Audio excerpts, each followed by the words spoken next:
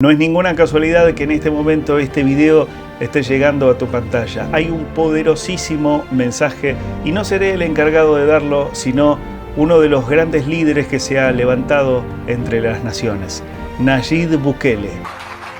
Dios los bendiga a todos. Antes de empezar, vamos a darle la gloria a Dios por todo lo que está pasando aquí en este lugar y por todo lo que está pasando en este país.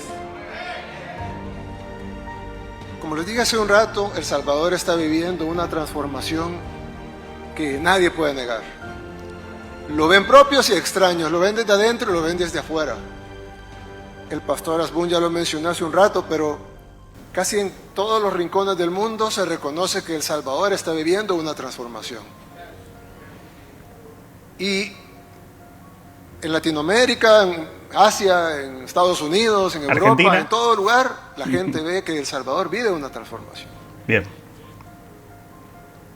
Y si pensamos un poco cómo obra Dios, El Salvador, a pesar de su nombre, hace unos años nadie hubiera pensado de que El Salvador iba a tener una transformación así. El Salvador, mucha gente ni siquiera lo podía ubicar en el mapa. Primera pregunta que te hago, a los que no son de El Salvador, por supuesto. ¿Ustedes tuvieron que googlear dónde estaba El Salvador? Y segunda pregunta que les hago, ¿en qué momento conocieron a Nayib Bukele? Y los que lo podían ubicar en el mapa probablemente lo reconocían por la guerra. ¡Métete a las casas! ¡Métete a las casas! Imágenes de la guerra que tuvieron antes de las pandillas, ¿eh? Tremendo. Hace 40 años. Por las pandillas. Se oye como que fuera Navidad. Me cohetes así. La fiesta. Que salen caminando y corriendo cuando miran a la pandilla. El orgullo de los pandilleros, ¿no? Por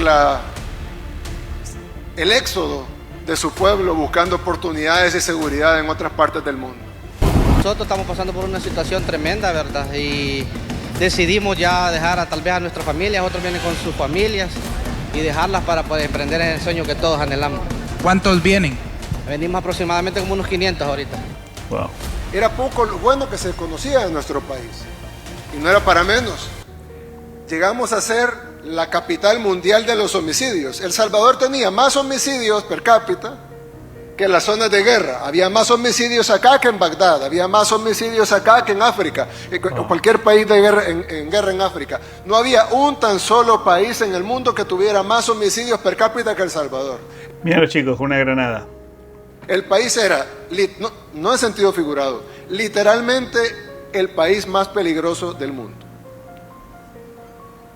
No en los 80s en la guerra, no, hace poco, hace apenas unos años. Muy poquitito. El país más peligroso del mundo. Hace necesitaba 4, 5 una años. restauración, necesitaba una transformación y además se llamaba El Salvador. Cuando asumimos la presidencia en el 2019, pues El Salvador estaba lleno de problemas, muchísimos, todavía tenemos muchos de esos problemas. Pero el problema principal era la inseguridad. Y empezamos a trabajar para darle seguridad a la gente, a trabajar como trabaja el ser humano. Con lo que puede, con las herramientas que tiene a disposición, con lo que Dios le pone normalmente al ser humano. Las herramientas normales que Dios nos da a todos. Nuestra mente, nuestras manos, nuestra voluntad, nuestros recursos. Pensemos por un momento que mientras él está contando todo esto, en ese momento era el presidente más joven del mundo. Y no sé si lo sigue siendo, creo que sí, junto con el de Chile, me parece. Y en el caso de un gobierno, pues los recursos de un gobierno, etc. Y nos fue bien. Digo, nos fue bien, no porque tuviéramos los grandes resultados, sino porque logramos algunos avances y a la gente le parecieron bien. Tanto que la gente nos dio más apoyo y más apoyo. Y nosotros estábamos contentos con lo que habíamos logrado. Habíamos bajado de tener 15 homicidios diarios a tener 4 homicidios diarios. Nos siguen asesinando a nuestra gente, nos siguen extorsionando a nuestra gente. Pero nadie puede negar que se han logrado cosas que nadie pensó que se lograran antes. En enero Tuvimos el mes con menos homicidios desde la guerra.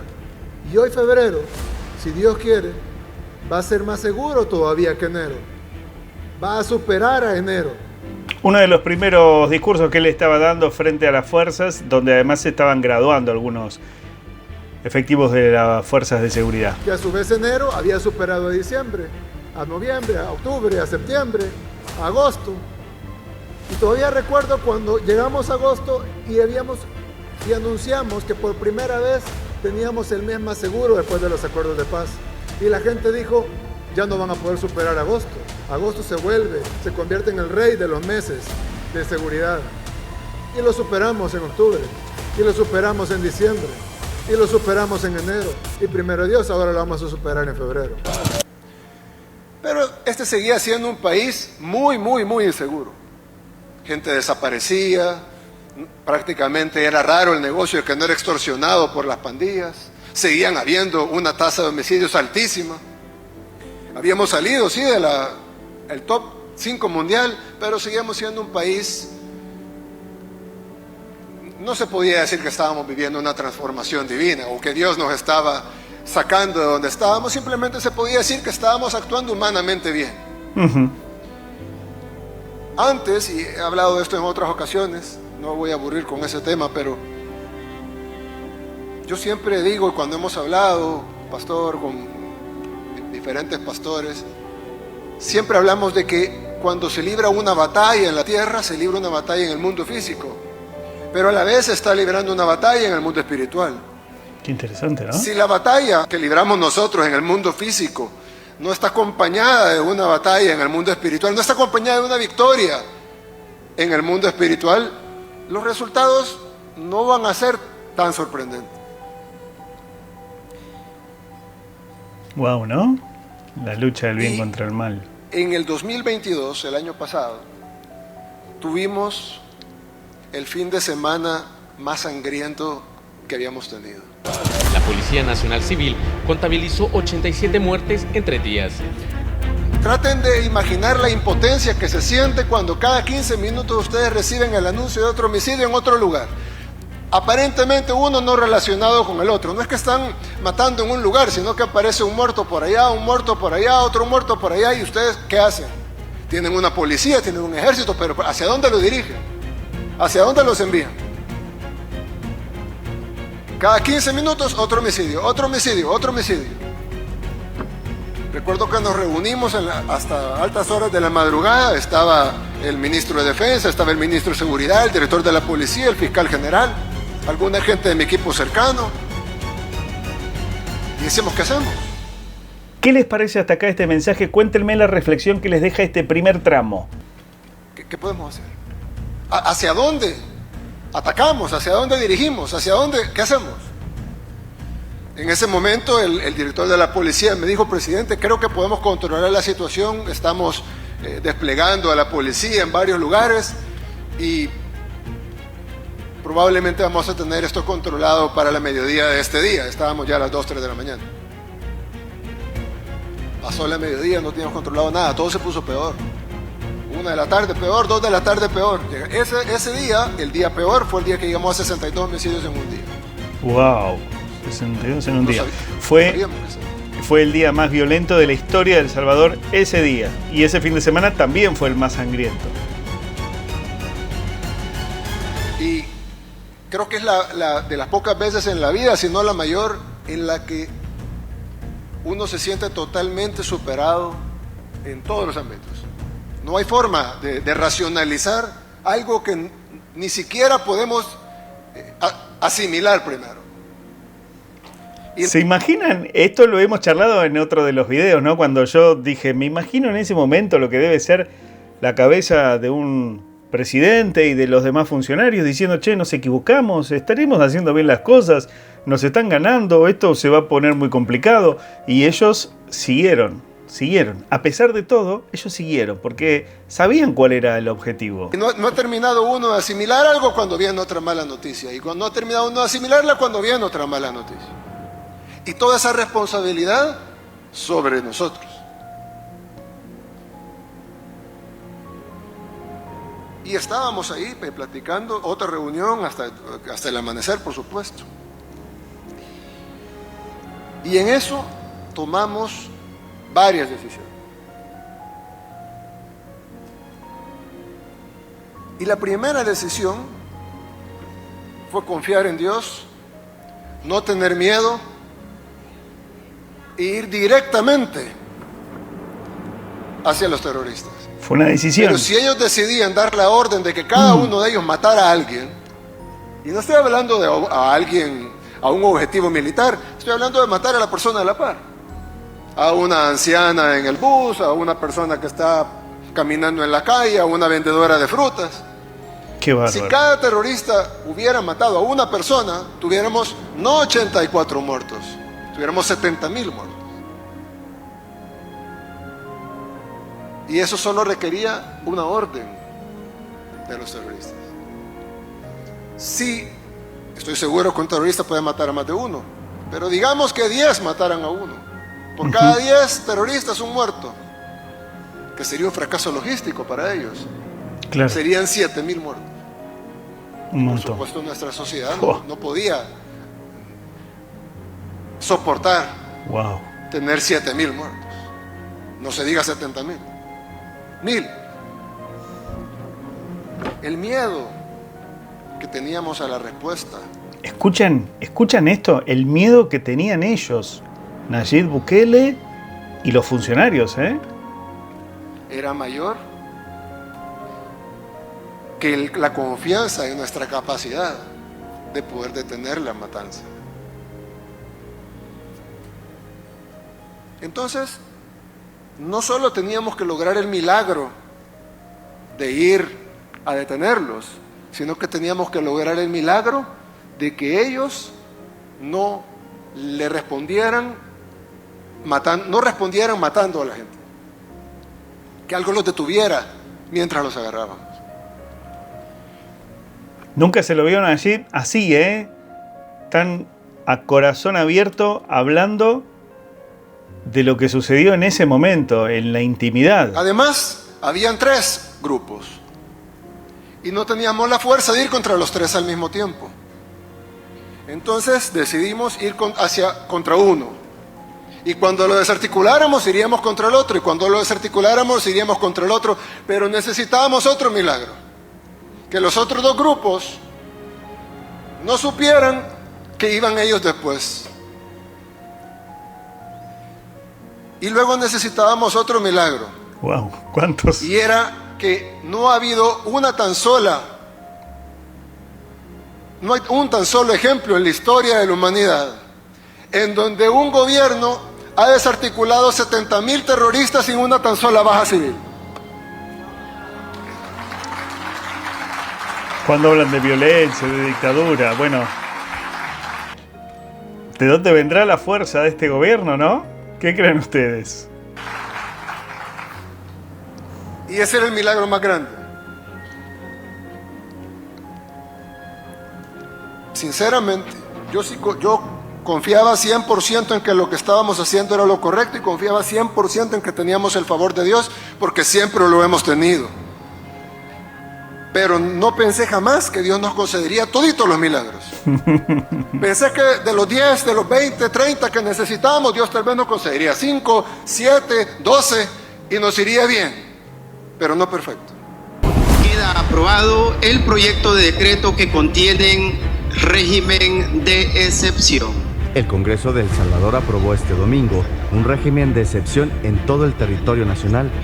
Les recuerdo que esa noche del día sábado, domingo, él llama a sesión extraordinaria para que los diputados le aprueben el régimen de excepción para poder ir en contra de los pandilleros. El día lunes no habían homicidios.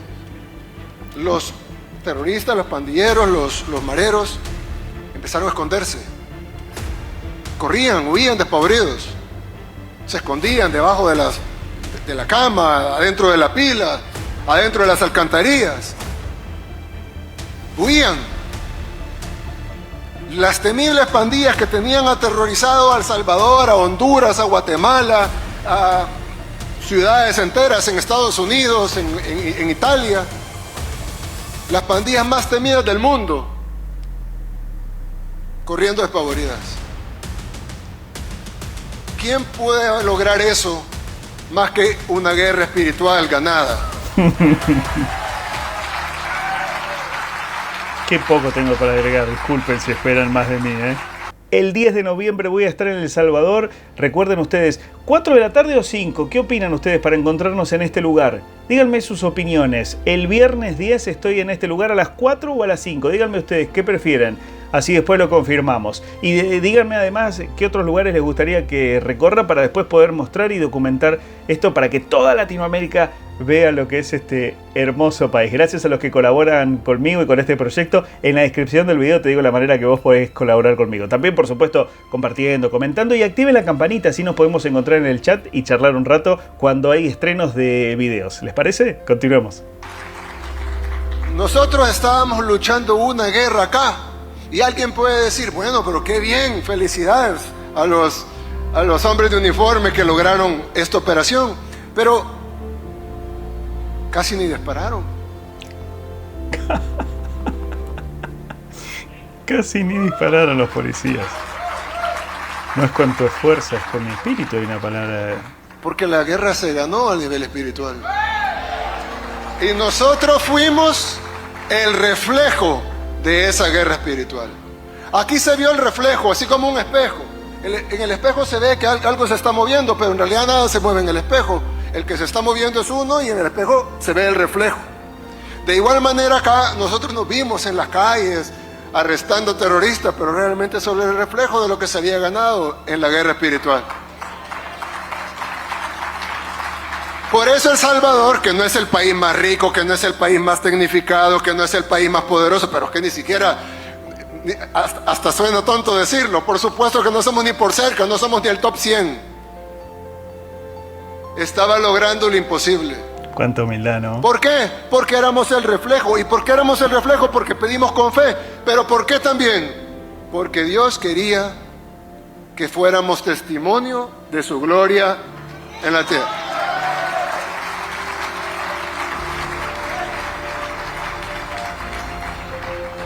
Así que nosotros nos aseguramos de siempre darle la gloria a Dios por lo que hemos logrado. Y no porque seamos buenos, sino porque no queremos perder el favor de Dios. Temor de Dios. Qué importante es el temor a Dios, ¿no? Algunas personas, obviamente no de acá, pero algunas personas, no muchas, ¿verdad? Pero algunas personas me han criticado cuando yo he dicho en discursos, una vez incluso tuvimos casi la mitad del ejército en un evento y yo les decía, todos nosotros debemos ser instrumentos de Dios. Esta es una victoria demasiado sorprendente que está ahí cerca. Y ha ocurrido así porque Dios así lo quiso. Que quede claro que la gloria es para Dios y que es de Dios. Nosotros los seres humanos tenemos la dicha de ser instrumentos de Dios, todos nosotros, para llevarle paz, libertad y felicidad al pueblo salvadoreño. Somos sus instrumentos para sanar esta tierra. Él decidió hacerlo en este año. Algún día, pronto, primero Dios, El Salvador será un ejemplo para el mundo. Y no será fácil. Como les dije hace un rato, El Salvador pasará de ser un país a ser una idea de que un país como el nuestro puede salir adelante. Pero para eso necesitamos mucho trabajo, mucho esfuerzo, mucha disciplina, mucho coraje, mucho honor, mucha lealtad, mucho amor al prójimo. Ese que tienen ustedes y ese es el que quería decirles hoy. Muchas gracias y que Dios los bendiga a todos, que Dios bendiga a nuestras tropas y que Dios bendiga a El Salvador. Y algunas personas que no conocen qué significa, ustedes sí lo conocen por supuesto, pero hay gente que no conoce tanto, no entiende qué significa decirse instrumento de Dios. La gente piensa que es como una especie de soberbia, ¿no? Como, sí, yo soy el instrumento de Dios. No entienden que es lo contrario, es humildad. Porque nosotros todos somos instrumentos, todos podemos ser instrumentos de Dios. Y no solo los seres humanos, los animales pueden ser instrumentos de Dios. En la Biblia, la ballena que se comió a Jonás era un instrumento de Dios. No es un tema de soberbia, es un tema de humildad, de saber que todo depende de lo que Dios quiera. De que no se mueve la hoja del árbol si Dios no quiere, y que todo lo que pasa es porque Dios nos usa de instrumentos. Dios usa como instrumentos a los médicos, Dios usa como instrumentos a todos, al que nos da un saludo en la calle, a cualquiera. Entonces nosotros sabernos instrumentos de Dios y permitirnos ser usados como instrumentos de Dios. No es soberbia, es humildad. Es saber que no dependemos de nosotros mismos, sino dependemos de aquel que está allá arriba y que maneja y controla y tiene todo el poder. Cuánta humildad. Cuánta humildad.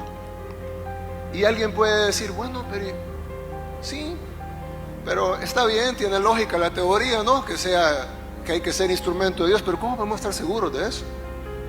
Jesucristo dijo, por su fruto los conoceréis. Y aquí están nuestros frutos. Convertimos, por obra de Dios, al país más inseguro del mundo en el país más seguro de América. Muy bien. En el video anterior he hecho la cita de ese versículo que dice, por sus frutos los conoceréis, ¿eh? Así que bien, estamos conectados. Cualquier persona puede venir y constatarlo. Cualquier persona de otro país puede ir tranquilamente a cualquier comunidad. Ahorita, al final de este evento, pueden ir a cualquier lugar, a cualquier comunidad, pueden ver una zona tal vez que se vea oscura, o que, no sé, de esas zonas que alguien pudiera pensar que son peligrosas. No se preocupen, que no hay ningún tan solo lugar en este país que sea peligroso ya. 10 de noviembre estoy en El Salvador, del 10, 11, 12, 13 y 14 me quedo en El Salvador. ¿Qué puedo hacer en El Salvador? Cuéntenme un poco, alguna idea, pásenme alguna idea de qué cosas puedo hacer en El Salvador. ¿Qué les gustaría que muestre de El Salvador? Decir eso después de que éramos el país más peligroso del mundo, es que muchas personas no comprenden la grandeza de la gloria de Dios cuando se manifiesta. Y eso que pasó aquí en El Salvador,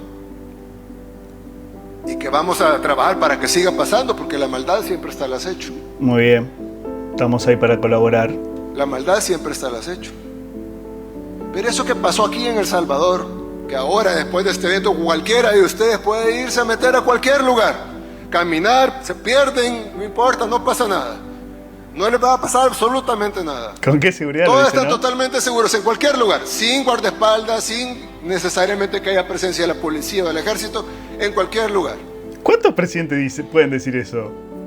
Pero esa manifestación de la gloria de Dios y el favor de Dios que El Salvador tuvo, yo creo que es más importante, o el objetivo de eso es mayor que simplemente traerle paz al Salvador. Para mí, como presidente de El Salvador, pues qué bueno que sea paz para El Salvador, pero creo que el objetivo de Dios es mucho mayor. Yo creo lo mismo. Es decirle a todas las naciones del mundo, pídanme, denme la gloria y yo sano su tierra. Y de eso trata este canal, ¿eh? Qué bueno lo que estoy escuchando. Claro, el ejemplo iba a ser el peor de todos. El ejemplo no podía ser agarrar un país medio pacífico, así como, qué sé yo, Uruguay o Chile, y hacerlo más pacífico. El ejemplo tenía que ser agarrar al peor y convertirlo en el mejor. Sí, señor. Y entonces no hay nada imposible para Dios. Eso ya lo saben ustedes, ya lo sabemos todos, pero hoy Dios lo demostró de nuevo. A todo el mundo se lo demostró, ¿no? Una vez más la manifestación.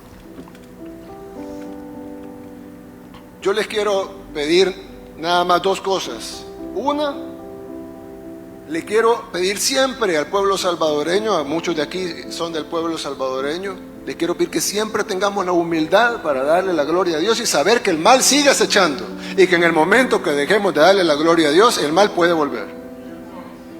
No volverá si le damos la gloria a Dios y clamamos a Él y le pedimos con fe, pero sí podría volver si no lo hacemos. Y le quiero pedir a todos los demás, que son la mayoría, que no son del Salvador, que oren por nosotros, que oren por nuestra tierra y que oren por nosotros. No solo porque somos un país hermano y pues así como todos merecemos oración y sobre todo cuando la solicitamos, sino porque nosotros podemos ser un ejemplo para sus países, para sus tierras, para sus labores pastorales en esas tierras. Nosotros debemos de, con todos los creyentes, debemos de saber que estamos en una gran batalla civilizacional en este momento. Ya lo mencionó el presidente de COICOM, pero es una realidad. Hay una batalla cultural, hay una batalla civilizacional en este momento. Sobre los valores, sobre la familia, sobre las cosas que antes eran consideradas universales, de repente ya no son tan universales. De repente son criticadas o son atacadas. Y esa batalla estamos obligados a ganarla. Pero al igual que nuestra batalla contra la criminalidad, contra la delincuencia, contra el terrorismo, la batalla tiene que ser ganada principalmente a nivel espiritual. Para que luego Dios nos llene de los argumentos, de las herramientas para poder ganar la batalla aquí. De la misma manera que El Salvador ganó la batalla en el terreno espiritual y luego se vio reflejado acá, arrestando 70,000 terroristas sin bajas civiles. De esa misma manera, cualquier batalla puede ser ganada. Pero ellos tienen medios de comunicación poderosos, ellos tienen... Sí, claro, nosotros teníamos 70,000 terroristas armados hasta los dientes atacando a nuestra gente, pero Dios nos dio la victoria.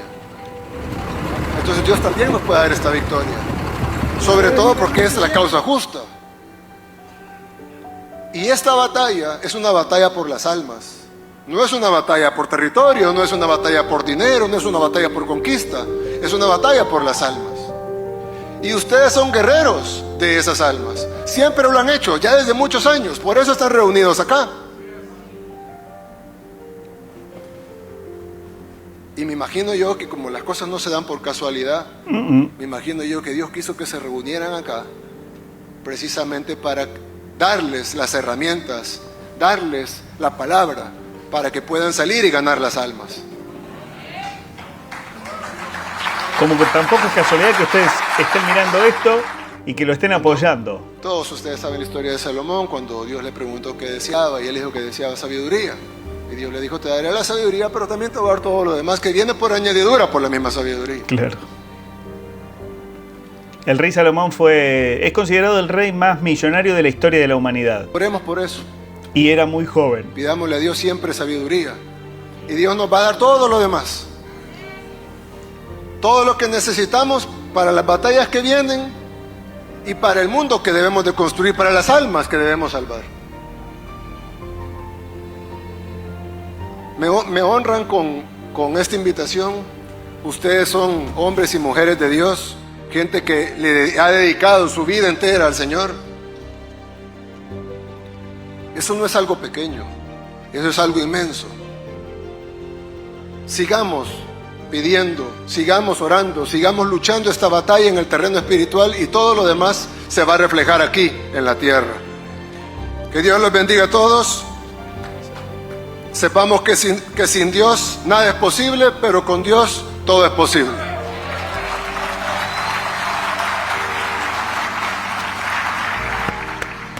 Parece ser que la fuerza y la victoria está con ellos. La gente se maravilla por sus logros y sus avances. Humillación con sabiduría. Qué interesante, ¿no? El dolor no dura para siempre. Y la palabra de Dios sí. Y Él, junto a este pueblo, se han atado a esas promesas. Percibo que este pequeño país de América se perfila como la capital del bien a nivel global. De la mano de un gran líder como Nayib Bukele, este pueblo un día dejó de huir y decidió enfrentar el miedo. Se puso de frente al enemigo y le dijo, ok, vamos a definir esta pelea en el día de hoy. Este pueblo parecería ser que ha sido perfeccionado y que ha sido establecido y que está reconstruyendo una nueva sociedad que emerge como una luz de esperanza y como un verdadero ejemplo. De eso se trata este proyecto, por eso me encantó este discurso. Poco tengo para agregar, solamente darme cuenta de que lo que hemos propuesto hace varios años está en perfecta sintonía, hermanados tal vez en ese lugar donde las almas se conectan con lo que está sucediendo en esta tierra salvadoreña. Repliquemos este mensaje para que el mensaje de la libertad llegue a cada uno de los gobiernos que hoy forman parte de América, totalmente tomados por las tinieblas y, como siempre digo, gobiernos que le han dado un golpe institucional a Dios y a la familia. Me parece súper valioso leer tu mensaje y que me cuentes cuáles fueron las sensaciones y los pensamientos que se te vinieron a la mente mientras escuchabas las reflexiones de Nayib. A donde este mensaje me permita llegar, mi nombre es César Moreno, y si compartís conmigo estas inquietudes, estos mensajes y reflexiones, ya sabes lo que hacer.